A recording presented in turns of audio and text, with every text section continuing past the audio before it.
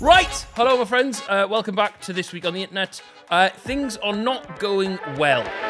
I'll explain later.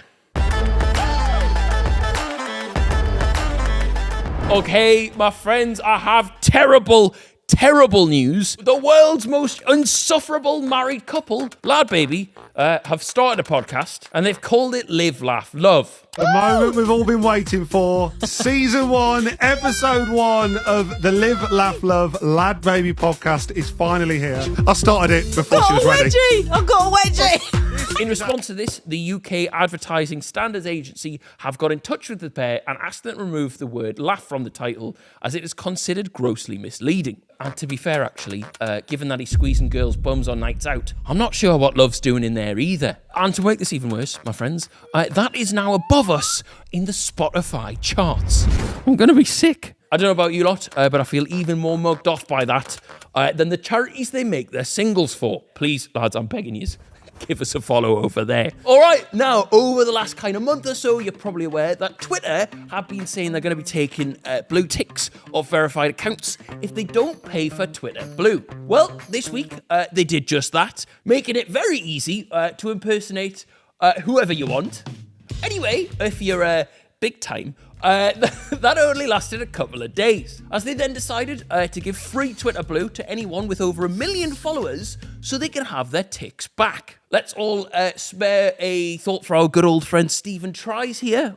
Maybe he can hit 1 million if he tries a bit harder. Facebook sensations LadBaby are amongst users that don't have 1 million followers, but I'm sure they can use some of the money they pocketed from their recent charity single to cop themselves a blue tick. Also this week, Trump sat down with the NELK boys for his second appearance on the Full Send podcast, in which Kyle cosplayed Rocks from LadBaby's underpants. Would you call a women's underpants a women's undergarment underpants, or do you think that implies it's male? Because if I say knickers, the YouTube thinks I'm saying the N-word. In which Kyle cosplayed Rox Here's underwear Before she was ready. and spent 44 minutes up someone's arse. I don't care what anyone says. Like, I don't care about the backlash. Like, I feel like we need you back right now. Like, we need you back in office. Does he still know he's Canadian? Also this week, a Twitch streamer called Reese shot his cameraman Joey with a crossbow. So this is Official Duck Studios, a YouTube channel spearheaded by Reese, and they did a drunk live stream where they were doing some target practice with said crossbow. They got curious about whether the crossbow could go through a door and sent cameraman Joey behind the door to see if it would hit him. It did. Are you ready, Joey? Hang on. Joey's ready. Are you ready, Tyler? I don't think Joey's right behind the door. If he is, I'm not liable for this. 3, 2, 1. Are you good? The arrow went through my favorite shirt. No more streaming with alcohol. I'm done. I quit. They have since been banned from the platform. Apparently, the cameraman knew the stunt was a bad idea. He said he could feel it in his gut. I mean, what a ridiculous idea. Like, that was never going to work. Total shot in the dark. Moving on, also this week, there has been rumours about Taylor Swift. The rumours are that she has been dating Lewis Hamilton's dog. Fernando Alonso. Both parties have recently become single, but a source quoted seemingly unsubstantiated reports from Spain that the couple have been seen together. Fernando was questioned this weekend about the rumour, but did his best to shake it off. Did you answer already? All I saw was you wink at the camera. I have nothing to say.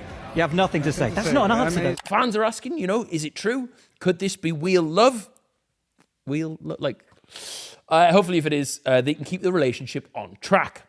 Moving on! Big time left-wing political streamer Hasan Piker has recently discovered he's adopted the most expensive dog in the world. Now it says socialism, like your mate giving you a 12 grand puppy. Moving on. Also this week there has been big drama, including popular Minecraft influencer Dream. Basically, he posted this, then he posted this, and then he posted this. And you're thinking, oh, hang on, I remember some people maybe a while ago saying he was a groomer. Maybe that's his response to this. It's not. All 1,703 words of this are about how he's had the same idea for a Minecraft server as his mate Quackity, and now there's a bit of tension between them. Get a grip. Now, I can't proclaim to know a lot about this situation, mainly because I'm not fucking reading all that. But basically, the idea behind it was they get a bunch of miners together, not like that, from all around the world, and they've kind of built this mod that writes out what they're saying when they speak in different languages to each other, so they can understand what they're both saying. One Twitter user took the time to break down all 3 tweets, showing where Dream had been manipulative. Like, do we all realise we have a finite time on this planet? Like, there is a day you will breathe your last breath. Go outside. Moving on, a woman on TikTok is getting rinsed by TikTok for mistaking a bottle of wood shellac for hairspray. Wood shellac, zimmer nuts. It has basically cemented her hair to her head. So I took 2 showers today trying to get my hairspray out, and it didn't budge. So I was like, finally just now, I was like, why don't I check and see what hairspray this is? Because it's really good.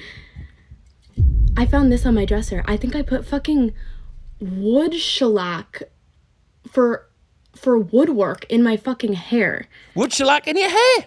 Bet that's good for your roots. Fair play to her though, not sticking to the same old hair care products. Nice to see someone branching out and trying something new.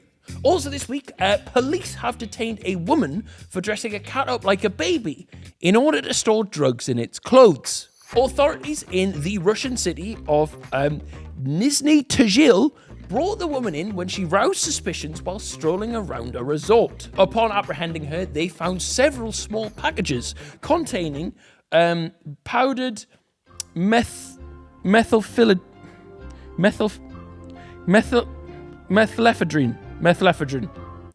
The good stuff. And a cat wearing a full baby's wardrobe, including a hat, a baby grow, and tiny little boots. How I don't get is, so you've got a baby, right? You're pretending you've got a baby, and you've swapped it out so you can smuggle drugs. Why did you need to bring in the cat in? Surely you just stuff the drugs in the coat and stuff the drugs in the mittens. Don't bring your kittens. Bars. What did you rate that out of 10? Yeah, it was pretty terrible. The woman was actually supposed to bring 2 cats to smuggle the drugs with, but the other one pussied out. 4. 4? She's understood to still be in custody and is awaiting sentencing. Moving on, also this week, a woman called Olga has been fined 40,000 rubles, which is around like 400 quid, for discrediting the Russian military. She reportedly called the Ukrainian President Zelensky a handsome young man. This apparently went to court, and it only took them 5 minutes to decide whether or not she was guilty. My advice to Olga would be, don't eat anything that somebody else has given you for at least 6 months. Or use your cat to smuggle drugs. Anyway, moving on. All right, my friends, do you remember this woman? She's a bit of an icon in UK internet culture. She famously lost her parrot called Chanel some time ago. Chanel! Please, everyone! Me parrot's gone! Well, this week, she's back amongst the news. She's been charged on suspicion of importing £800,000 worth of cannabis into the United Kingdom. A spokesperson for the Merseyside police have said her and her partner are being charged with importing 237 kilograms of cannabis resin. No wonder she was so stressed when she lost that parrot a few years ago. It was probably a fucking mule. Moving on, in a terribly sad topic this week, Ricegum recently announced that him and his girlfriend were expecting a baby, but were told by doctors before it was born that their child no longer had a heartbeat. Absolutely awful. Our thoughts go out to them. Also this week, you might recognise this man if you're a fan of the Zach Alsop channel. His name is Russ Cook, also known as the Hardest Geezer, and this week he set off on a journey to run the entire length of Africa. He started at the very bottom, and he's planning on running all the way to the top. What a fucking nutcase. All the best, fella.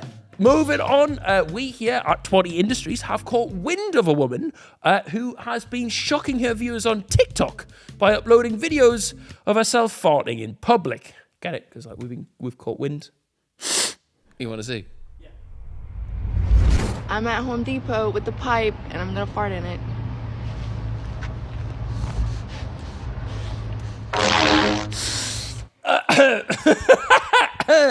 Still a better listen than that LadBaby podcast, though.